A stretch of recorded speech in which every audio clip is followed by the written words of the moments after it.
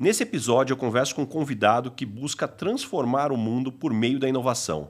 Sua história de carreira lembra um pouco aquele dito popular que um bom filho a casa torna, e eu vou contar um pouquinho essa história aqui para vocês. Ele iniciou a carreira em um parceiro da Oracle, chegando à posição de gerente executivo e posteriormente ingressou na IBM, onde passou 6 anos e então foi convidado para ingressar na Oracle como diretor de vendas, construindo uma história de resultados e relações de confiança, até chegar hoje à posição de presidente da operação brasileira. Mas o que o currículo dele não conta é que ele é aquele cara boa praça, com carisma e habilidade com pessoas, que abre portas por onde passa. Alexandre Maioral, seja muito bem-vindo. Obrigado, Baza. Obrigado pelo convite de estar aqui para bater esse papo. É muito bom bater papo com os amigos, né? Conheço você há longa data aí. Obrigado pelo convite. Essa é a melhor parte. E tem muitas perguntas aqui que eu quero fazer que eu ainda não tive a oportunidade de fazer. Eu quero começar já te perguntando, Maioral, o que chegou primeiro na sua vida? A paixão por relacionamentos, estabelecer relações de confiança, ou a paixão por tecnologia? Onde você começou a se destacar primeiro? Cara, acho que foi misturado, assim, mas de verdade, tecnologia sempre esteve muito ligado com a minha vida. Meu pai ele é médico, mas ele sempre foi apaixonado por informática. Então, eu me lembro de muito pequeno, ele chegando com um computadorzinho D8000, que era com fita cassete, lembra disso? Nossa, essa faz tempo, agora denunciou nossa idade agora. Aquele monitor fósforo, assim. Uhum. E ele sempre foi muito apaixonado. Ele, por mais ser médico, que é estranho, né? Médico gostar disso, mas ele era muito apaixonado por isso. Então, ele mesmo aprendeu a programar algumas coisas, em Lotus 1, 2, 3, em soluções assim. Então, eu sempre tive muito essa conexão. E eu sempre fui muito fução, assim. Eu queria conhecer, entender, quebrava um 3 em 1, lembra do 3 em 1 também? Vinil, fita cassete, rádio. Quebrava, não tem conserto, eu pedia para poder abrir ele, mexer, desmontar, entender tudo por dentro. Às vezes sobrava peça, mas às vezes eu fazia funcionar de volta. Então, sempre foi muito nisso. E, pelo outro lado, pessoas, a paixão por pessoas, eu acho que também vem por causa do meu pai. Meu pai ele é médico, ele é psiquiatra. Então, e é engraçado a história dele, porque ele não pensou em fazer medicina. Quando ele era novo, ele queria entender sobre a mente humana, ele queria entender sobre os desafios e todos os segredos da mente humana.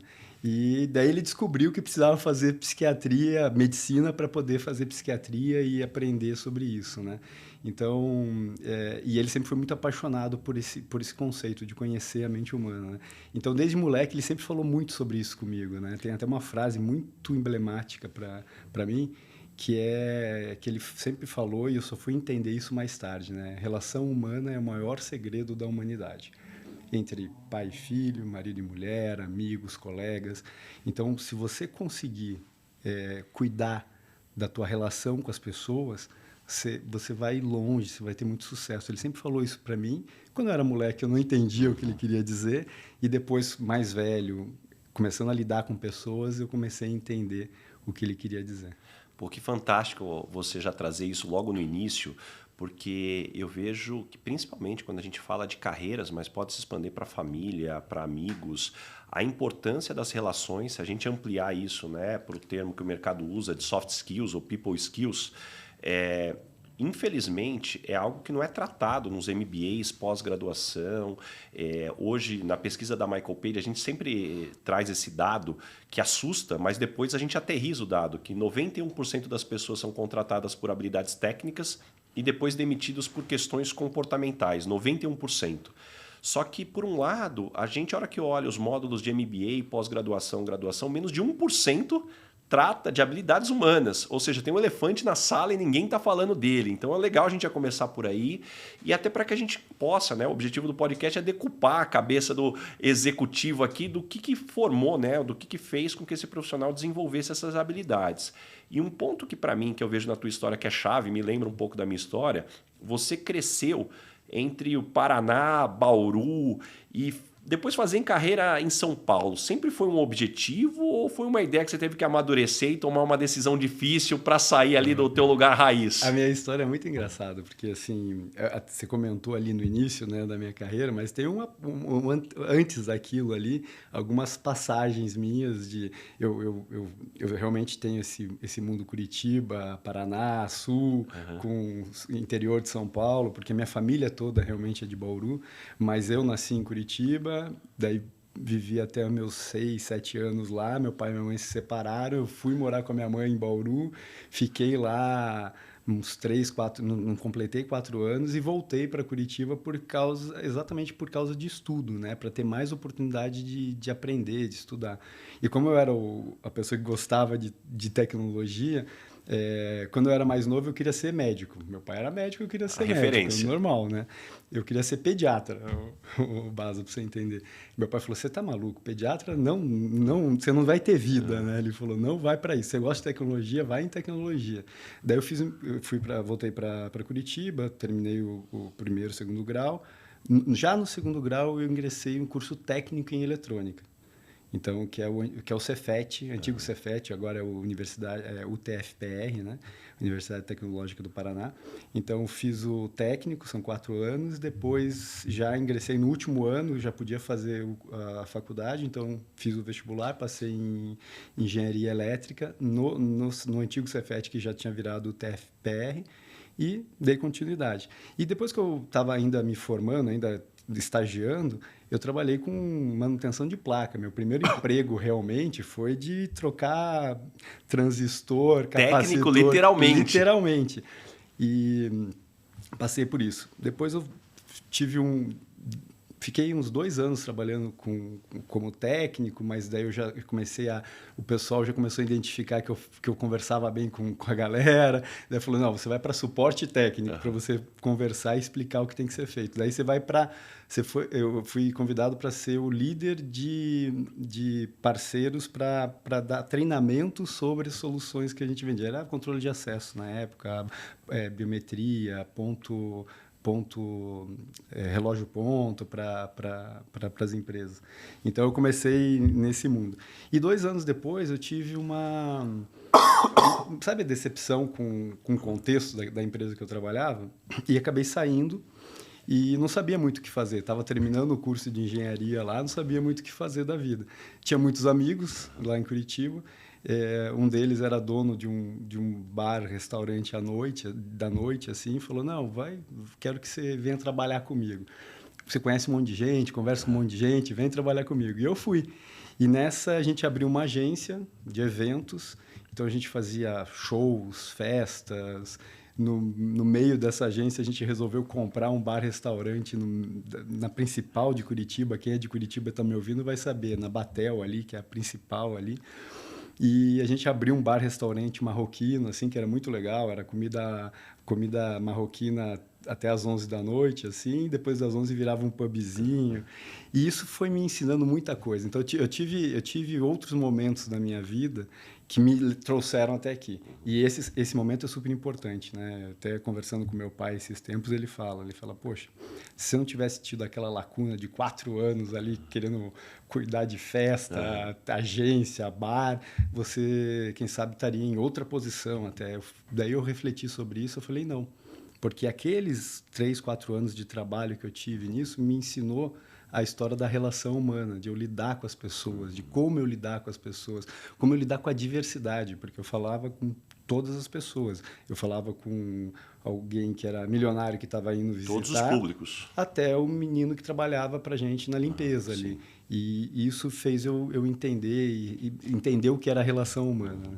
E eu acho interessante explorar esse ponto, porque eu sou de São José do Rio Preto, eu também fiz o ensino técnico em São Paulo, a ETEC, e eu passei por essa decisão de mudar para São Paulo, e eu quero explorar como foram esses primeiros anos em São Paulo. Quais foram os principais aprendizados? Você falou assim, poxa, aqui a banda toca diferente do que eu tinha de referência de Curitiba ou talvez de Bauru. Bom, Bauru, a referência é mais família e lazer, né? Porque eu nunca trabalhei por lá. Só depois que eu tive clientes lá, né, em Bauru. Mas antes, essa mudança, para mim, nasceu... Eu já estava trabalhando na IBM, né? Eu cuidava do Sul ali. Tive várias situações legais, porque eu cuidava do Sul interior ali. Então, pô, viajava demais para as cooperativas ali do Sul, tudo. E daí uma pessoa que trabalhava na IBM, que era um team leader nosso aqui da IBM, um cara que foi responsável por algumas mudanças, inclusive a minha vinda para a Oracle, ele falou, cara, você não tem mais o que você fazer em Curitiba aí, cuidar do Sul, você tem que ir para outros ares, porque senão você não vai crescer, você precisa crescer, você tem muito potencial. E daí ele me convidou. Eu falei com o meu advogado, porque eu estava no meio de uma confusão pessoal, ele falou, não, vai, cara, só combina com a empresa que você vai voltar final de semana para ver tua filha sempre, faz o acordo e vai. E foi o que eu fiz. Daí eu vim com 28 para 29 anos, eu vim para São Paulo. E de verdade, eu não senti um impacto assim. O que eu senti é que pô, tinha muita possibilidade, né? Então eu vi uma pista muito maior na minha frente. Aquela porta que se abriu, você falou, exatamente, é por aqui mesmo que eu vou. Exatamente. Daí eu falei, poxa, me achei aqui. Daí nunca mais pensei em voltar para lugar nenhum. E falando em porta que se abriu, tem um ponto também muito bacana aqui que eu quero explorar contigo. Você fez a sua carreira na área de vendas. De vendas. E como você foi parar nessa área? Porque o que eu vejo, né, que talvez venda seja uma das áreas onde existe o maior preconceito entre os recém-formados. Dificilmente você vê alguém se formando assim, eu quero trabalhar na área de vendas. E na minha opinião, a área de vendas é uma área cheia de oportunidades. Um bom vendedor que traz receita dificilmente fica sem espaço no mercado. É que culturalmente aqui no Brasil fala de vendedor pensando numa pessoa que é enrolão, e tem essa cultura, né? Como eu fui parar? Eu te falei ali quando eu estava cuidando da parte técnica, não sei o quê, o pessoal falava que eu tinha habilidade de conversar com as pessoas, de puxar as pessoas para trabalhar comigo. Daí naquele momento que eu estava trabalhando, eu tinha a agência, tinha o bar, eu fiz muita amizade com pessoas que viraram amigos meus até hoje, né? E tem uma pessoa que me conheceu nessa época, virou amigo, e um dia eu estava comentando com ele que eu estava cansado, porque eu trabalhava demais, né? Assim, eu tinha agência e eu tinha o bar-restaurante, e eu normalmente ficava até o final para fazer a parte administrativa também. Eu acordava muito cedo, então eu estava muito cansado. E ele pegou e me falou, cara, meu pai é parceiro de uma multinacional e você podia ir trabalhar com ele com vendas lá. Você sabe vender bem, né? Você vende o teu negócio bem. Daí eu falei, pô, legal. Só que eu não larguei a agência, né? Eu fui, fiz a entrevista, passei e comecei a trabalhar num parceiro Oracle. Então começou ali a minha relação com o Oracle, né? Comecei a trabalhar num parceiro Oracle e eu fui convidado para ser vendedor. Daí eu fui como vendedor lá para esse parceiro Oracle e vi que de verdade, esse preconceito de vendas é uma grande bobagem, né? Porque, assim, a gente como vendedor, eu falo que eu estou como presidente da Oracle do Brasil, mas eu sou vendedor ainda, né? A gente é vendedor na essência. O vendedor, ele tem a possibilidade de transformar o negócio dos seus clientes, tem a possibilidade de criar uma relação que se perdure por muito tempo, tem essa possibilidade. Então, eu sempre fui apaixonado por vendas, assim. Então, mas foi assim que começou, foi essa mexida, porque eu vendia um produto que era eventos, ou era o meu bar-restaurante lá, e alguém identificou e falou, pô, você é um bom vendedor, cara, vem pra cá. Daí eu fui lá e foi muito legal você falar da área de vendas, porque eu sou muito amigo do Thiago Concer, que hoje é uma grande referência, né, na área de vendas, e ele fala justamente desse ponto, né, do preconceito. E esse preconceito ele está tão enraizado na nossa sociedade que foi engraçado que meu filho ganhou um livro das profissões. Meu filho tem 4 anos. E aí tinha ali, cada animalzinho tinha uma profissão. Então o cachorrinho era o médico, o gatinho era o engenheiro. A hora que chegou no vendedor, era uma cobra. A cobra chamada Sara. E aí na hora eu tirei uma foto e mandei para ele. Eu falei, cara, olha só o que tá fazendo na cabeça das crianças. já desde pequeno. Desde né? pequeno, tá tudo errado aqui. Mas um ponto que eu quero explorar contigo, poxa, você sempre foi conhecido como um cara de entrega de resultado, mas sem perder esse lado humano. Como entregar resultados sem perder o lado humano? Porque eu acho que esse é o grande ponto. É uma missão possível ou uma missão impossível? Não, é super possível. Assim. Eu acho que exatamente pela base que eu tive muito forte de pessoas, né, de valor de pessoas que meu pai me deu, Eu desde muito novo, quando tive principalmente aquele momento que foi tão importante, que é ser dono de agência, lidar com pessoas, de entender que você consegue ter alta performance muito maior se você consegue extrair melhor das pessoas. Se você quiser cuidar melhor das pessoas, elas te entregam muito mais, né? Então, desde muito novo eu tive isso, né? Porque, pô, pensa, quando eu tive meu bar restaurante, comecei com a agência, eu tinha 23, 22 anos, assim, quando eu comecei com esse mundo aí. Então, desde muito novo eu fiz essa conexão e daí com o tempo você vai envelhecendo, você vai indo, ganhando maturidade, você vai entendendo que isso é verdade, é realidade. Você põe na prática, você aplica na prática, você cuidar da equipe, entender o desafio de cada pessoa no individual, customizar aquilo, personalizar aquilo. Você tem a pessoa muito... Ela não faz vamos pegar vendedor? Ela não faz porque ela quer ganhar só o dinheiro, ela faz porque ela se sente comprometida comigo para fazer aquilo. Então, sempre teve muito essa conexão e eu acho muito pela base que eu tive sobre relação humana, a importância da relação humana que meu pai sempre deixou muito latente na minha vida. Assim. E algo para mim que fica claro no que você está trazendo, eu vejo que a maior parte das empresas ou dos líderes estão tão focados no resultado que esquece de focar no que dá resultado. Isso não é só jogo de palavras, não né? Não é. Muitas vezes eu vejo líderes ainda que entregam resultados apesar das pessoas, né? Exato. Não através das pessoas. Então, acho que isso para mim é um mindset fundamental. E quando você fala de pessoas, tem um ponto aqui que eu quero puxar contigo, transformação cultural talvez seja um dos maiores desafios no mundo corporativo. Acho que 10 entre 10 CEOs que eu falo tem uma situação que está passando. E hoje, né, você liderou uma grande transformação cultural na Oracle. Quais foram as principais lições que você aprendeu para conduzir uma transformação como essa? Né? O que dá certo e o que não dá certo? Aí vamos pegar aí esses aprendizados. Eu acho que, primeiro de tudo, a empresa, quando quer pensar em transformação cultural, precisa internalizar e olhar para dentro, né? Entender assim, qual o propósito que a gente tem. Foi assim que nasceu a nossa transformação cultural na Oracle. A gente parou para pensar, tá, o que a gente é? A gente é uma empresa multinacional, gigantesca, 130 mil funcionários em quase todos os países do mundo, em toda a região. Mas tá bom, temos produtos maravilhosos, somos uma empresa de alta performance, mas tá bom, mas o que é? Por quê? Por que a gente levanta de manhã, né? E a gente começou a se questionar isso e no começo parecia meio sonho, muita gente não acreditava no que era aquilo, mas a gente se tocou que a nossa tecnologia, a nossa inovação, os dados podiam transformar a vida das pessoas. E era isso, quando a gente olhava para os nossos clientes e via ou para a sociedade até, porque a gente também trabalha com o governo, né?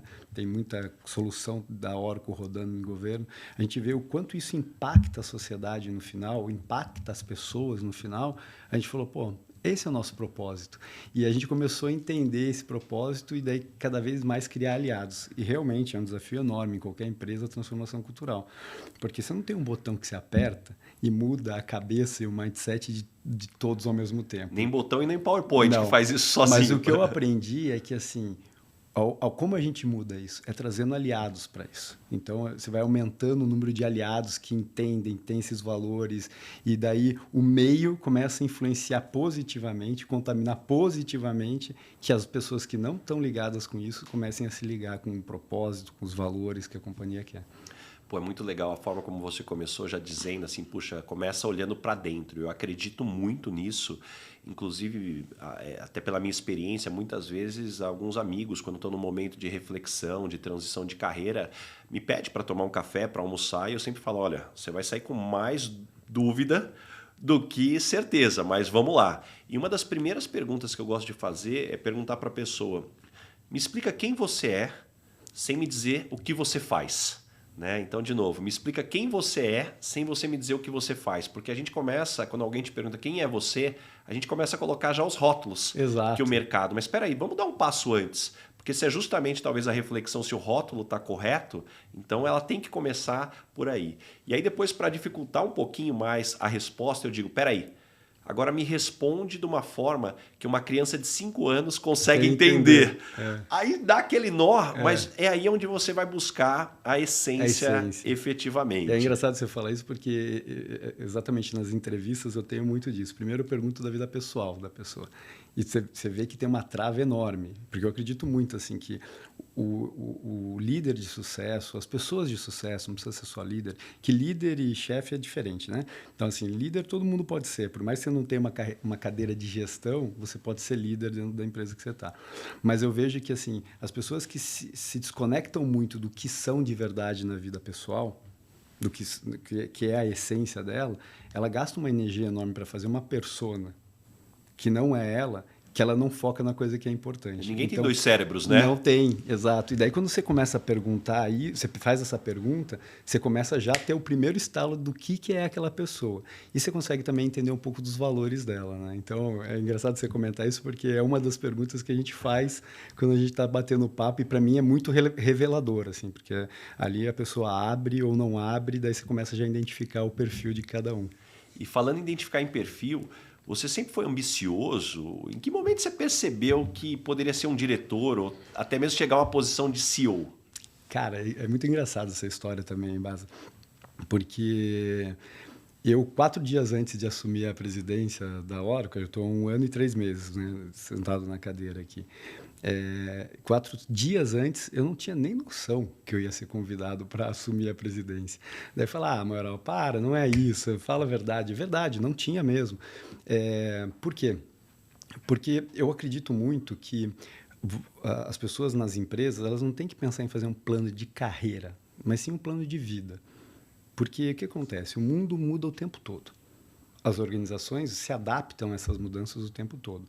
Então, as caixinhas que existem, e a gente sabe disso, podem deixar de existir, e deixam de existir o tempo todo.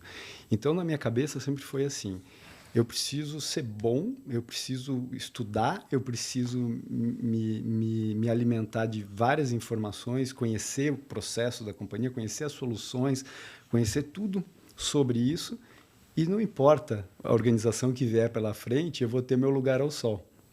E eu tive a oportunidade, eu falava sorte, eu mudei para a oportunidade, de passar por várias áreas dentro da Oracle. Então, eu fui vendedor ali, daí de contas estratégicas, virei diretor, daí fui para a América Latina cuidar de uma linha nova de negócio, que era a linha de Customer Experience da Oracle. Daí voltei para o Brasil, ficando responsável por tudo que era tecnologia e infraestrutura. Daí saí de lá, fui cuidar de tudo que era aplicativos, que era solução para negócio. Então, eu tive essa oportunidade de passar por várias áreas. E eu acho que foi o que me deixou mais completo e trouxe na visão do comitê executivo da companhia que eu deveria ser a pessoa para assumir a posição, entendeu? Eu gosto muito assim você trazendo isso, porque muitas vezes as pessoas têm aquela visão de que, puxa, não, o CEO é aquele pessoa que teve aquele plano de carreira super estruturado, já tinha até a data que ele ia assumir, e principalmente o ponto que me chamou a atenção que você trouxe, eu também gosto de pensar que o do plano de carreira ele não pode ser isolado do plano de vida. Não, de porque às vezes você vê as pessoas assim, não, esse é meu plano de carreira, esse é meu plano de vida, mas as coisas não se conversam. Peraí, tem que estar estruturado, e um bom plano, que eu concordo contigo, é um plano de vida, tem elementos relacionados à carreira, à saúde, a família, desenvolvimento pessoal para trazer o equilíbrio. Exato. Porque a pior coisa que existe, né, alguém desequilibrado do ponto de vista de elementos, você coloca toda a energia, e eu vejo isso muito em sala de entrevista, a pessoa coloca toda a energia na carreira e aí descuida de família, da saúde. E o pior de tudo é que a pessoa acha, não, foi uma escolha consciente, então é isso que eu quero. Até aí, eventualmente, a pessoa pode estar correta, cada um tem as suas decisões. Sim. Mas se você não tem outro lugar para carregar as baterias, uma hora você vai ser demitido, vai ter um problema sério ali no teu trabalho, você vai carregar essa bateria aonde? Então eu concordo muito que a gente tem que ir desenvolvendo muitos postos de abastecimento nos elementos da vida para que a gente consiga buscar energia para trazer para o outro lugar que às vezes vai mal. Exato. Até o pessoal confunde quando eu falo isso. Então você não faz plano de carreira? Não é que não faço. É que ele meio que se mistura com o meu plano de vida. Hoje eu sou o que eu sou pela bagagem que eu aprendi também dentro da própria Oracle nesses 11 anos de companhia, né? Então, não é que eu deixo de olhar a carreira, mas assim, eu acho que é muito mais consequência de um bom plano de vida desenhado, que é levar a gente para posições ou para lugares que vão fazer a gente se desenvolver mais também. Né? E o que ninguém te contou sobre a posição de CEO? Que você teve que sentar na cadeira para descobrir. É engraçado que eu brinco dentro da hora que o CEO, ele é desde o líder da companhia, responsável por resultados, responsável por pessoas, mas também é o zelador e o porteiro, porque tudo que acontece acaba caindo ali, né? Isso acho que nunca ninguém me contou, né? Que eu teria que cuidar do todo Todo mesmo, mundo acha né? que é só estratégia. É só estratégia, né? não é. De verdade não é. Pelo menos no que tange a liderança do futuro que a gente fala, liderança inspiracional, não adianta você estar sentado num andar isolado sem entender o que está acontecendo na empresa, né? Então esse é um pouco do que eu faço. Eu corro nos andares, eu converso muito com as pessoas, eu aprendo muito com as pessoas que eu estou conversando e ali saem muitos insights do que eu preciso fazer. Então acho que primeiro, quando eu sentei na cadeira, eu tinha um frio na barriga que é um iceberg, eu falo assim. Eu morria de medo, e não por medo da posição, mas de entender, assim, eu tinha uma responsabilidade, aqui no Brasil a gente está com 2.600 pessoas, eu falei, responsabilidade de 2.600 pessoas que têm família, e isso pesava, assim, como que eu vou cuidar disso? Como eu vou garantir que essas pessoas continuem empregadas, sendo que eu assumi a posição no meio de uma pandemia? Então, assim, eu brinco que eu sou o primeiro presidente da Oracle em qualquer região que assumi de bermuda, porque eu estava via Zoom, né? Trabalhando. E daí eu olhando, como que eu vou me conectar? Como eu vou cuidar? As pessoas fora, todo mundo naquela situação, porque estava no meio da pandemia, bem no meio.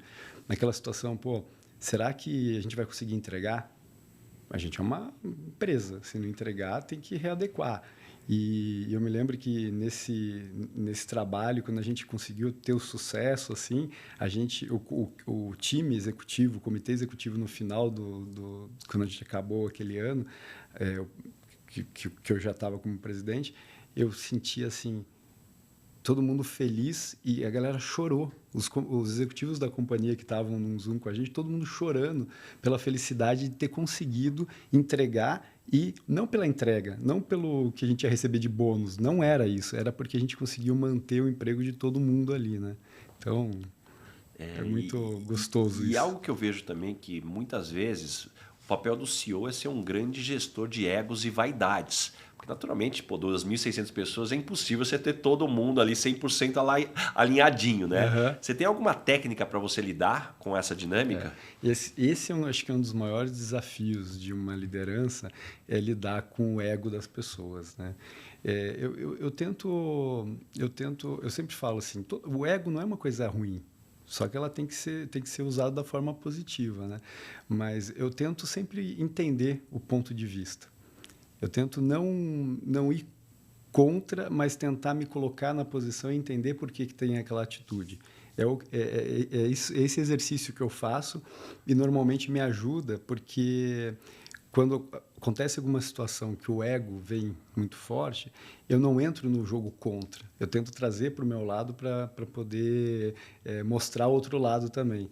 E isso está funcionando. Estou conseguindo lidar com esse ego. A gente tem uma empresa super grande, muitos dos líderes da América Latina são brasileiros e estão aqui também, então tem o ego ali envolvido também, e a gente consegue dessa forma, assim, sendo mais próximo, assim, entendendo que eu não sou a gente não é um concorrente, a gente é um parceiro, um sócio dentro do nosso dia a dia. E o ponto que você comentou agora, talvez um dos maiores aprendizados que eu tive como líder, é que um líder é um grande gestor de emoções. Então, eu sempre me pergunto que emoção eu quero despertar em cada colaborador na hora que eu tenho uma interação. Porque se a gente não parar para fazer essa reflexão, o que acontece muitas vezes é que assim, você só está respondendo àquela situação, achando, né, que o teu lado racional está dizendo muito claro, só que o que eu quero despertar naquela pessoa? Porque também tem um erro que muitas vezes a gente se posiciona muito de acordo com o nosso sentimento. Então você está com raiva, se posiciona com raiva. Assim, mas peraí, o que eu quero com aquilo? E a hora que você começa a fazer essa reflexão, o que eu vejo é quando você sai da visão da árvore, vem para a visão da floresta e fala assim, puxa, é isso que eu quero despertar efetivamente. Eu acho que eu aprendi isso muito com meu pai também, viu? Mas você viu que meu pai é um cara super importante na minha formação, da minha Então vamos base trazer de ele aqui no valor. podcast também. Ele é um cara incrível, ele está com 80 anos, assim, mas extremamente lúcido, é um cara que estuda pra caramba, já tá, óbvio que está aposentado, mas ele escreve... E ele é muito engraçado porque ele escreve coisas que não têm a ver com medicina, ele gosta muito de matemática, por exemplo, ele tem livro de matemática financeira, não tem nada a ver, mas ele é meio... Mas o que ele me ensinou muito, assim, em relação a isso? Eu acho que naturalmente eu aprendi a técnica da psicanálise. O que é a psicanálise? Não é você falar a solução do problema da pessoa, é a pessoa conseguir chegar na solução sozinha e descrever isso, né?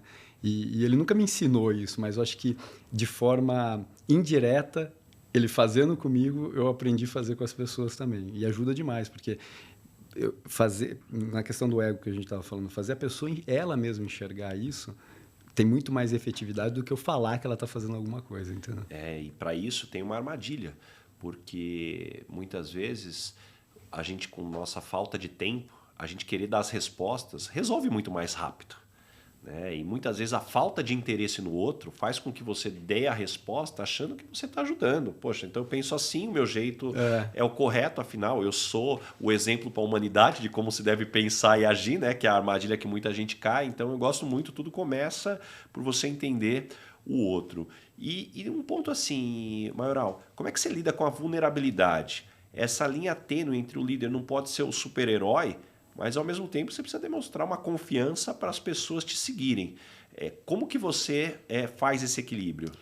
Cara, eu tento ser humano, assim, ser humano. O ser humano tem defeitos, tem medos, tem tudo isso.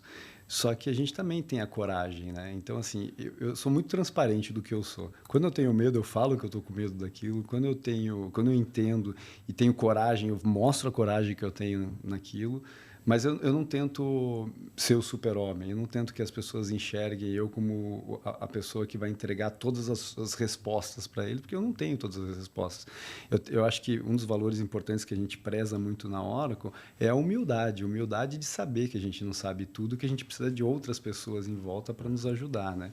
Eu nunca fiz isso de forma pensando, mas eu fiz, acho que naturalmente, e as pessoas entendem que eu sou vulnerável em algumas coisas, mas que eu tenho minhas fortalezas e isso ajuda elas também a ter as fortalezas delas. E falando desse lado que você colocou não tão talvez planejado, você parece construir relacionamentos e fazer networking com muita naturalidade. Como é que você gerencia esse network? Você faz isso no freestyle mesmo, na intuição? Ou você faz de uma forma planejada, estruturada, tem ali a lista das pessoas? Como é que você faz? É muito natural. Sendo super transparente, é super natural. Eu não tenho essa disciplina de fazer, eu preciso me relacionar aqui, eu preciso fazer desse jeito. É óbvio que, naturalmente, você vai aprendendo, né, no teu dia a dia, dentro de uma empresa, dentro da relação com o cliente, quem são as pessoas importantes que você precisa se relacionar. Mas eu faço muito natural, não fico fazendo o desenho de aonde que eu tenho que fazer e como eu tenho que fazer. E diversidade e inclusão. Você comentou já da tua experiência quando você teve a agência e o bar. Agora, qual a sua visão e estratégia como CEO de uma grande empresa? Diversidade e inclusão está muito no dia a dia nosso, né? Dentro da Oracle e agora como liderando uma empresa do tamanho que está a Oracle. O que acontece com a diversidade? Eu aprendi naquela época já que a bagagem diferente das pessoas, elas se complementam. E esse complemento traz uma série de ideias novas, inovação, oxigenação no que a gente pode fazer de diferente. Se a gente tem as pessoas com as mesmas bagagens, os resultados vão ser exatamente os mesmos, né? Não sai daquilo. Então, eu aprendi isso lá. E daí, quando eu sentei na cadeira, eu já era executivo responsável, que participava do comitê executivo da companhia, que estava na estratégia de olhar para isso. E quando a gente começou há 6 anos atrás, naquela história do propósito, que a gente olhou para dentro para entender, a gente começou a ver que a gente tinha pessoas que eram normalmente das mesmas formações, dos mesmos lugares, das mesmas classes sociais, e aquilo não traz a diversidade que a gente queria, a bagagem, a inovação que a gente queria. E daí a gente teve uma sacada muito legal lá, daí vou dar o exemplo de como a gente está fazendo, que foi, a gente chamou os estagiários, os trainees da companhia, falando assim, vocês vão construir um novo programa de estágio da Oracle. Só o pilar que a gente quer que vocês tragam é a diversidade. E esse grupo de super novo e super genial assim, construiu um programa que quando eles apresentaram para a gente só perguntou onde a gente assina, né? Porque super bem feito, que consistia em fazer primeiro as entrevistas às cegas, ou seja, sem viés inconsciente de preconceito, e sem saber se era homem, mulher, classe social, mas olhando muito pelos valores e atitude daquelas pessoas. Porque eu acredito muito, assim, soft skill é mais difícil de você desenvolver nas pessoas. Hard skill, a pessoa que tem vontade vai lá e aprende qualquer coisa. Mas o soft skill, a atitude, os valores é mais difícil, porque vem de uma bagagem também de antes, né, da educação que a pessoa teve. E foi focado nisso. A gente está na terceira turma de GNOs, e desde a primeira até agora, a última, a gente identificou essa mudança de diversidade dentro da companhia. Então, assim, ali iniciou um trabalho muito forte. Daí a gente trouxe também do mercado uma pessoa, que é a Dani Botaro, que é uma pessoa legal para você conhecer também, Basa, que é super, assim, ajudou muito a gente tangibilizar, entender o que a gente precisava fazer para ser atrativo para a diversidade também dentro da Oracle. E começamos pelo primeiro passo, que era conscientizar. Muita gente não sabe que não sabe, né? Então a gente não sabia que não sabia. Então agora eu já sei que eu não sei, então eu preciso aprender. Então a gente começou a conscientizar de que a diversidade realmente trazia inovação. E a gente começou a mostrar casos que isso acontecia. E daí, depois que a gente passou essa fase, daí já na minha liderança na Oracle Brasil, a gente entendeu que agora a gente tinha um outro passo, que era criar as ações para acelerar essa diversidade dentro da companhia. Então a gente criou, eu tenho o plano, e quando eu sentei na cadeira, que eu falei, crescimento de 3 dígitos. Daí todo mundo, crescer 3 dígitos na receita, né? No número de funcionários. Eu falei, isso é consequência de outros 3 dígitos de crescimento, que é diversidade dentro da companhia, cuidar bem das pessoas aqui dentro, educação, que é um tema que, assim, cada vez que você olha, principalmente na sociedade brasileira, assim, no mercado brasileiro, você vê um buraco que só aumenta. Assim, por mais série de ações que você faz, só vem aumentando esse buraco. Então, se eu fizer crescimento nessas áreas, eu trago como consequência o crescimento nisso. E diversidade é uma das áreas que a gente mais foca hoje com ações, criamos as vagas afirmativas dentro da companhia. Para quem não sabe, a vaga afirmativa não é exclusiva, afirmativa é assim, preferencial. Então a gente fez um teste. Começamos por esse grupo, eventualmente se eu não encontrar, eu expando a busca que eu estou. O que a gente fez? E é engraçado a reação de quem vê a vaga. Porque a gente fez um teste com a mesma vaga. Uma foi não afirmativa, só falamos os skills que a gente esperava. Se candidatou 8 homens e nenhuma mulher. A mesma vaga, escrito afirmativa para mulheres, por exemplo, a gente teve 50 e poucas mulheres se candidatando e 6, 7 homens, assim. Então, olha como que é também de quem está recebendo isso. Então, a gente começou a criar ações desse tipo e criar alguns KPIs dentro de cada área, que se eu tenho um número de vagas, 50% eu tenho que olhar para a diversidade. Então, a gente começou a criar as ações para acelerar que a diversidade, a inclusão e a equidade dentro da companhia começasse a acontecer de uma forma e em um tempo muito mais encurtado do que deixar naturalmente isso acontecer, entendeu? Puxa, quanta informação aqui, quanto esclarecimento. Acho que muita gente aqui, eu concordo quando você comenta, puxa, tudo começa pela conscientização. Acho que sem isso não dá para a gente falar de nenhuma política, de nenhuma ação. Volta na humildade, não sei que não sei. Agora eu sei que eu não sei, então eu preciso aprender. Isso foi muito importante para a gente. E tem uma pergunta que eu estou louco aqui para te fazer, para a gente fechar o primeiro bloco. Como é que você lida com a intuição na tomada de decisão? Eu acredito muito na minha intuição, assim. Então, mas eu tento sempre fazer o cruzamento com dados. porque só a intuição a gente pode tomar decisões erradas, né? Então, eu sempre... E daí é um pouco também do que eu aprendi com o Oracle, né? A importância dos dados, né? Então, a gente tenta, tanto até no cuidado das pessoas dentro da Oracle ou do nosso cliente, ter uma visão 360. É óbvio que o pilar intuição entra ali também, mas tem muitos dados que confirmam ou não confirmam essa intuição. Então, é olhando dados também que eu pessoalmente faço isso. Eu sou muito disciplinado em relação a dados, assim, de tomar as decisões. Óbvio, meu feeling, eu sigo ele, mas eu faço a validação com os dados. Muito bom. E Maioral, a gente chegou agora no momento Headhunter. Bora. Qual a pergunta que você sempre faz nas entrevistas para contratar alguém para o seu time? Qual que é a pergunta matadora? Eu não sei se eu tenho uma pergunta, mas a principal que eu faço, eu até comentei com você agora há pouco, me fala da sua vida pessoal.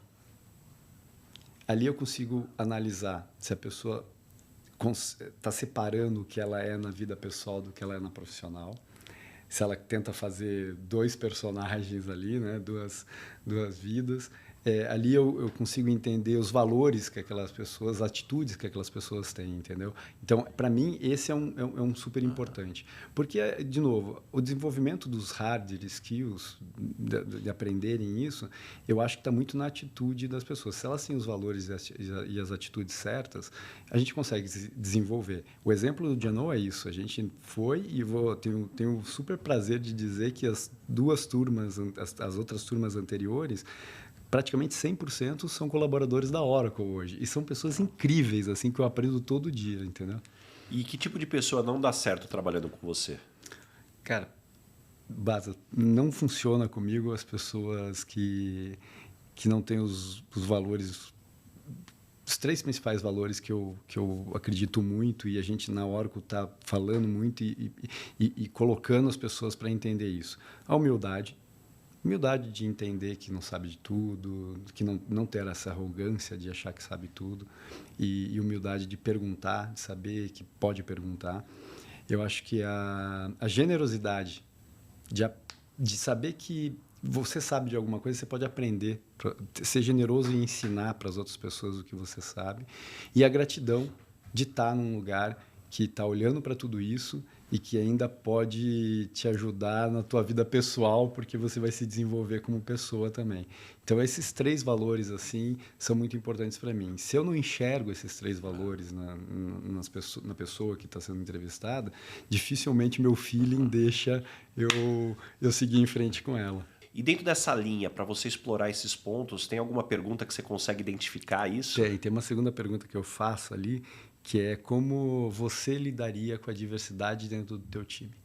Pensa que você está num time que você vai ter diverso, vai ter mulheres, vai ter negros, vai ter diversidade em geral. Como que você lidaria com isso? E é engraçado, porque tem gente que gagueja, que não tem nem ideia de que responder nesse momento. Ou seja, nunca parou para pensar de como eu vou lidar com a diversidade. Se eu sou um líder, como eu vou lidar com o time? Se eu sou meus pares, eu sou um vendedor, eu sou um indivíduo com tributo. Como que eu vou lidar com a diversidade do meu time, dos meus pares que estão ali? Então, muita gente não para pensar nisso. Então, fazer essa pergunta, ela ajuda para entender como essa pessoa já está preparada ou não para isso, ou minimamente para dar um estalo nessa pessoa de falar, eu tenho que pensar nisso mesmo, porque hoje o mundo tem uma diversidade enorme para a gente saber e aprender a lidar. Maioral, você é um cara super boa praça, mas quando as pessoas não gostam de você, normalmente qual é o motivo? Cara, não é todo mundo que gosta de mim, não, viu, cara? Eu acho que muita gente que não gosta de mim vai na linha do que eu sou muito eu mesmo, assim, e às vezes não gosta porque acha que eu faço uma personagem, e eu não faço essa personagem. Então, assim, eu acho que os casos que eu sei de pessoas que não gostam é isso. E eu também sou boa praça, tudo, mas eu sou muito rígido, né? Assim, minha esposa fala que porque eu sou virginiano e eu sou extremamente Cara, eu sou casado com uma virginiana, eu então sei você bem. entende, né? E eu sou muito disciplinado, eu preciso entender o processo inteiro. Então, tem alguns que não gostam. Não vem com somebody love que não vai dar certo. Exato, a história dos dados, eu preciso entender aquilo. Não vem assim, a intuição, vou fazer isso aqui. Tá bom, eu acredito na tua intenção e respeito. Agora vamos fundamentar. Fundamentar, né? Eu falo, traz estruturado que volta estruturado, né? Então, tem gente que não gosta porque eu tenho essa batida de disciplina, né? Que eu acho que me trouxe a ser um vendedor de alta performance exatamente por essa disciplina também. E o que você gostaria de perguntar para o Baza Headhunter?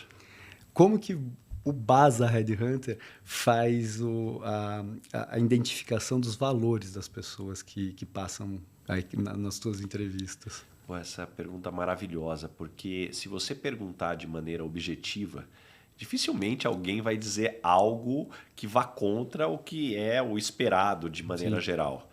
E o que você entende também é que a maior parte das pessoas, ninguém se define como desonesto ou arrogante. Então já começa por aí, né? A falha do entendimento e eu acredito muito que é uma questão de percepção perante ao meio que você vive. Então, algo que eu gosto de explorar nas entrevistas é, mais do que a pessoa me contar o que ela atingiu ou o que ela fez, é como ela se sentiu em cada situação. Porque identificar as emoções, para mim, são uma das maiores pistas que você pode ter do que tem ali dentro, ali no núcleo. Na realidade, no cerne da pessoa. Exatamente. Então, Legal. assim, identificar emoções, para mim, é um dos principais pontos-chave. Boa. Aprendi uma contigo aqui, agora eu vou usar também. E chegamos agora no momento, Dona Ângela. Complete a frase. Eu sou esquisito por quê? Porque, cara, eu sou esquisito porque eu sou chato pra caramba. Eu sou muito pragmático e muito obsessivo pelas coisas corretas, assim. Então, eu sou... Um bom virginiano. É, um bom virginiano, exatamente. E qual foi o maior perrengue ou situação engraçada que você já passou no mundo corporativo? Cara, posso falar do corporativo que não era tão corporativo? Depois eu posso falar uma outra do corporativo. Acho que um perrengue grande que eu passei, que eu me lembro até hoje. Hoje é engraçado, mas na época foi difícil. Eu passei perrengue pra caramba na minha vida também. Mas foi quando eu tinha agência e a gente fazia shows, tudo, e a gente definiu fazer um show nosso, né? Investimento nosso, tudo. E era um show que era para ser tipo um festival de bandas. E iam ter 8 bandas naquele dia. E eu passei um dia inteiro trabalhando já no lugar que ia ser feito. Era um evento para 10 mil pessoas, assim, tipo, coisa grande. E passei um dia inteiro trabalhando. Daí atrasou a construção das estruturas, né? Tanto de palco como da parte de camarote que a gente estava fazendo. E eu passei a madrugada trabalhando. Passei o dia inteiro trabalhando. E chegou o horário que era às 6 que abria os portões, que eu precisava receber o público. E eu tinha rodado a noite sem tomar banho, sem dormir, com uma cara de acabado. E todo mundo vinha falar comigo, porque me conhecia e queriam conversar comigo, bater papo. E eu estava... Destruído. Eu estava destruído e não conseguia pensar. E para juntar tudo isso, devido ao atraso da construção da estrutura, a gente identificou, numa certa hora da noite, que o consumo da área VIP estava extremamente alto. E a gente tinha o padrão de quanto que ia, né? Daí eu peguei 2 seguranças comigo, fui dar uma volta na estrutura, descobrimos um buraco que o time que montou a estrutura deixou e todo o público maior entrava, pegava a bebida e saía.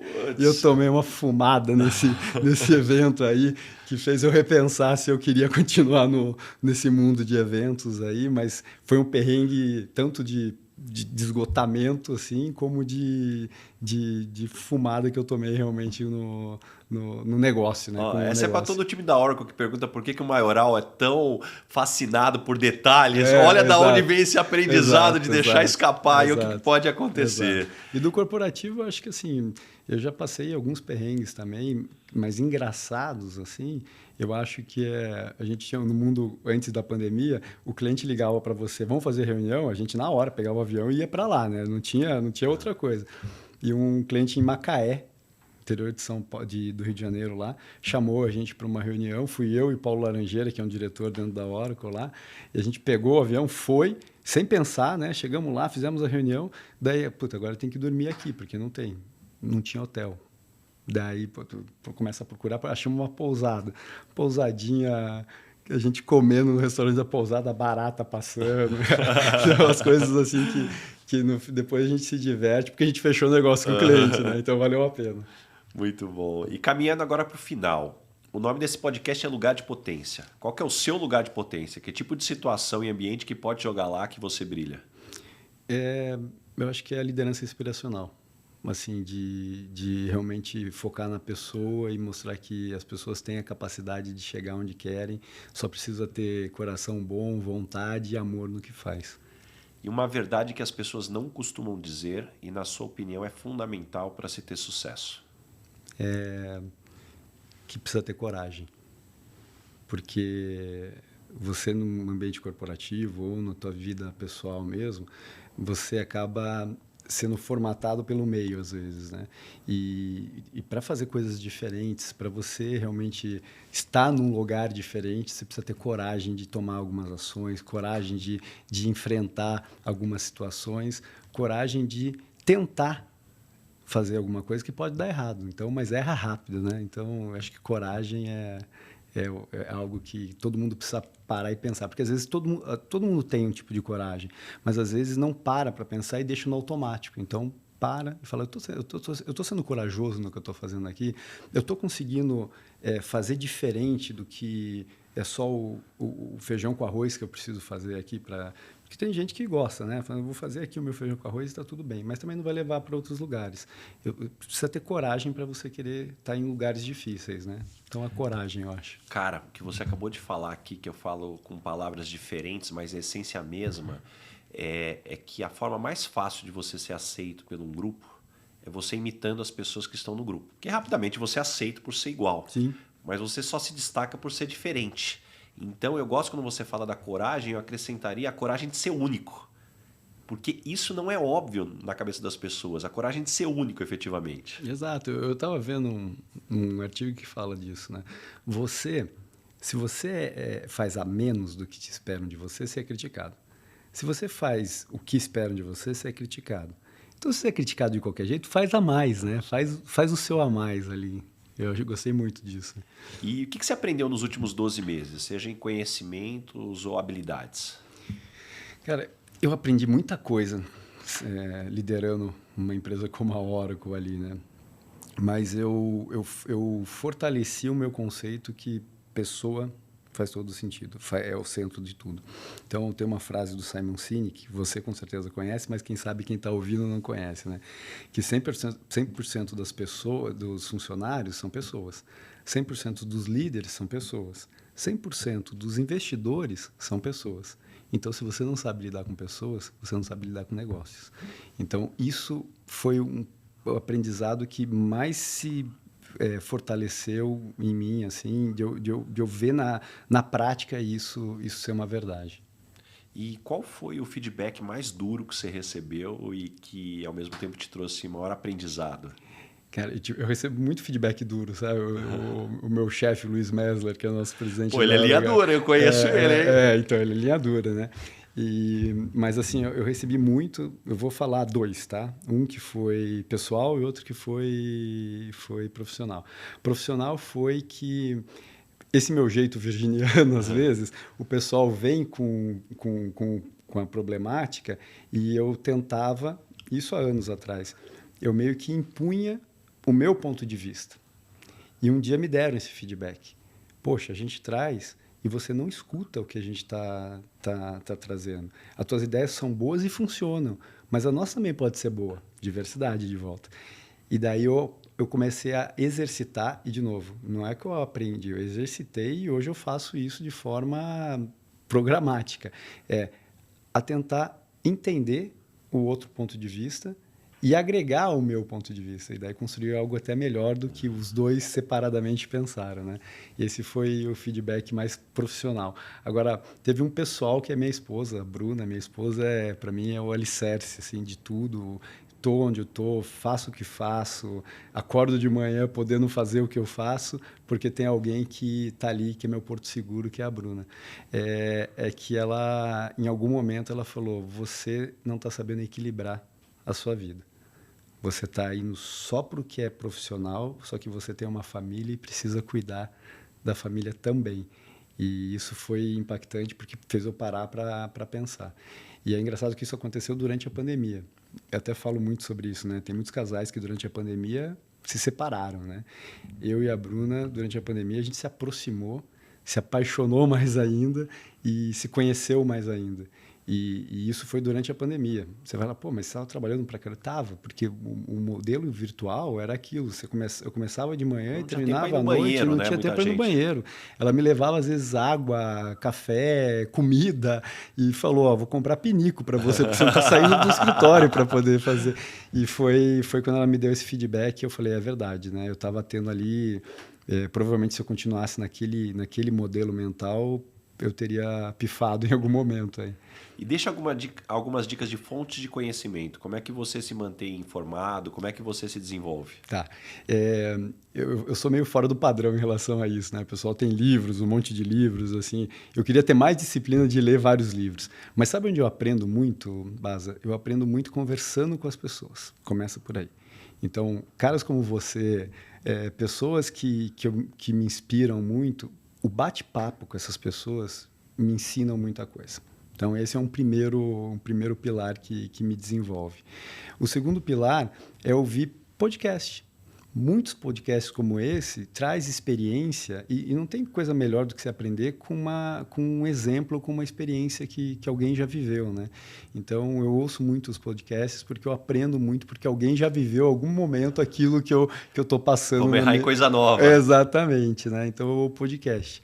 Eu acho que são os dois principais que hoje eu faço. É óbvio que eu leio alguns livros, mas eu não tenho a disciplina como um cara como você, que eu sei que tem, de ler vários livros aí num mês, né? Eu leio 1, 2 a cada 2 meses. Pô, assim. Mas não posso deixar de te perguntar. Vamos abrir essa caixa preta aí. Quais podcasts você tem escutado aí? Cara, o seu, a gente escutou, eu já escutei e achei super legal e tem muita história legal, eu aprendi bastante.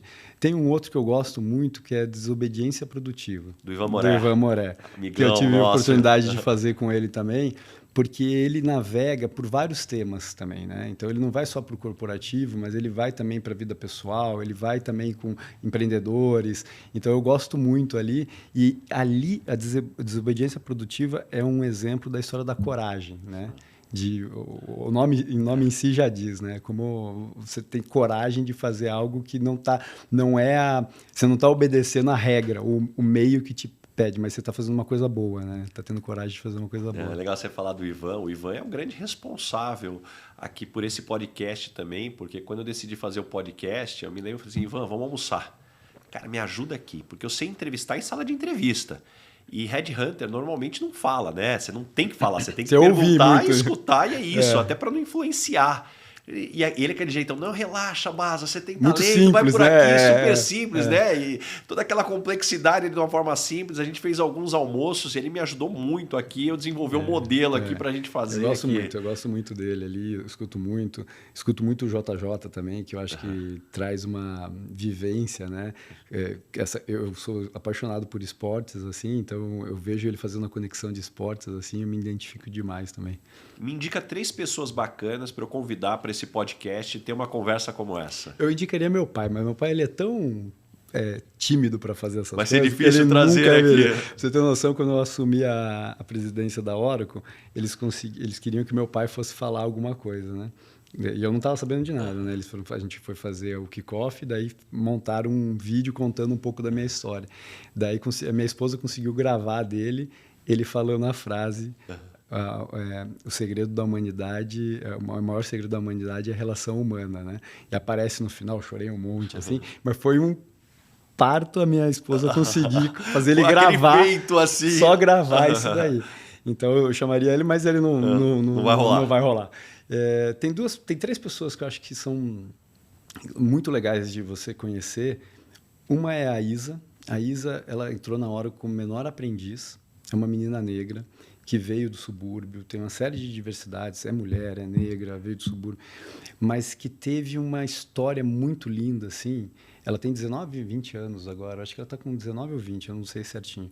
Mas ela teve uma história muito linda que ela, desde muito pequena, ela sempre foi... Eu não vou contar a história, porque senão eu acabo com o teu podcast aqui. Mas ela, desde muito pequena, foi provocada pela mãe, que também era super simples, ela estudava de manhã, no ano letivo que ela deveria estar, e de tarde a mãe dela estudava com ela o ano seguinte. para ela se desenvolver mais. E daí, com 11, 12 anos, ela ganhou uma bolsa e foi fazer um intercâmbio, aprendeu sozinha inglês, foi fazer intercâmbio, e no final desse intercâmbio tiraram uma foto. E tinha uma série de crianças e ela a única pessoa negra ali, a única menina negra ali no meio. E ela falou assim, eu não posso ser um grão de feijão numa panela de arroz, né? Eu vou começar a ajudar outras meninas a isso. E daí criou uma ONG chamada Meninas Negras. Hoje a Isa, ela é embaixadora da ONU. Trabalho lindo. Não, menina maravilhosa. Está dentro da Orco, trabalhou com diversidade, agora está em vendas com a gente, né? Então é super legal. Ela é uma pessoa. A outra pessoa, se você permitir que seja da própria família, é a mãe dela. Porque a mãe dela que fez o alicerce de tudo isso. E tem uma história maravilhosa também. E hoje cuida, ajuda esse desenvolvimento dessas meninas, que hoje não é mais só meninas negras, é meninos também. Eles abriram para todos. E ajuda a mostrar uma realidade diferente, né? Porque as pessoas que vivem aquela realidade, às vezes a ideia de sucesso delas é muito diferente do que pode ser de verdade, né? Elas deram muitos exemplos para mim lá de pessoas que a ideia de sucesso é ser empregada, é doméstica. A ideia de sucesso é ser padeiro, porque o pai é padeiro e conseguiu comprar um carro. A ideia de sucesso, daí mais pesado, é ser responsável pelo financeiro do traficante do morro. Porque quem teve sucesso. Então, são realidades que a gente abre e expande, elas abrem e expandem nisso daí. Então, as duas pessoas, eu acho que você não pode perder de falar, porque é muito ensinamento ali junto. E a terceira pessoa é mais uma mulher, é a Dani Botaro, que eu comentei contigo, que é a nossa Head América Latina de diversidade e inclusão, que trouxe para a gente muito desse aprendizado do que a gente não sabia, né? E faz é super gostoso de conversar com ela, que você aprende tudo que ela fala, você aprende muita coisa. Então, eu falei essas três pessoas. Ótimas indicações. Tem uma pergunta que eu não deixo de fazer para todo mundo que passa por aqui. O que é felicidade para você?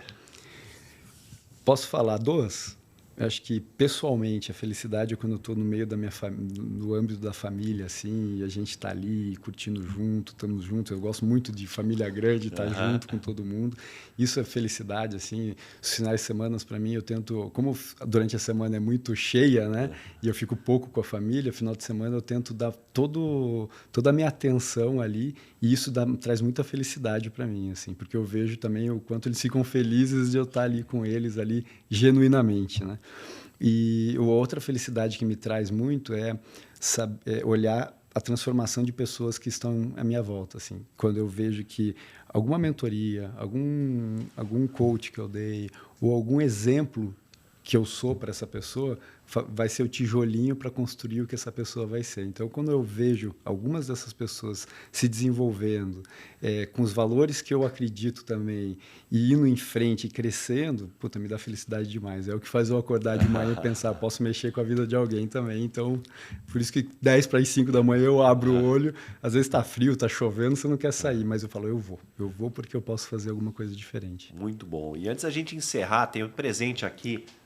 Opa! Pela sua participação em nosso podcast. É um óculos da Nike. A Marchon, que é um grande parceiro nosso. Obrigado. Eles são fabricantes e distribuidores no Brasil dos produtos aqui, dos óculos da Nike. Então, legal. Eles sempre fazem aí... O Marcelo Kitsuda é o CEO da empresa e eles sempre fazem aí dão uma stalkeada no perfil do convidado aí, dá aquele modelo certinho aí. Ele sempre acerta. Show, então, show. Deve ter pegado alguma coisa de esporte aí, né? O que você acha aí, ó? Acertaram aí. Pode abrir aqui? Fica, ó, já vê aí, ó. Vamos lá.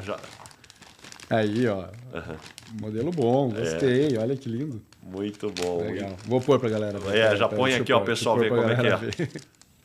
Vamos falar se ficou bom ou não. Peraí, ó. Ficou bom, acertaram no modelo, hein? Muito bom. Legal, Baza, obrigado. E Maioral, como te encontrar? Quais projetos vêm pela frente? Quem gostou desse papo, como é que acompanha aí o que você vem compartilhando de conteúdo? A gente, assim, eu acho que me encontrar é fácil pelas redes sociais aí. Eu tenho no Instagram o Alexandre Maioral BR ali, então ali eu tento trazer um pouco de tudo isso que a gente conversa. No LinkedIn também, é óbvio, a gente tenta trazer um pouco dessa liderança inspiradora. Eu tento sempre trazer aliados, né? Ter mais líderes que se inspiram em ser inspiradores também. Então, esses 2 canais aí são super fáceis e ali a gente consegue se conectar e fazer almoço, fazer bate-papo, super... De novo, eu gosto muito de conversar com as pessoas, que eu aprendo demais. Então, eu sou super aberto, na medida possível na agenda, a gente vai encaixando e vai se encontrando. Fantástico, fantástico. Maioral, mais uma vez, muito obrigado mesmo por abrir tua agenda. Passou voando aqui esse bate-papo. Quanto aprendizado. Tenho certeza que todo mundo aqui saiu aqui cheio de folhas e folhas de anotações. Muito obrigado mesmo. Obrigado, Bas, pelo convite. Obrigado, pessoal.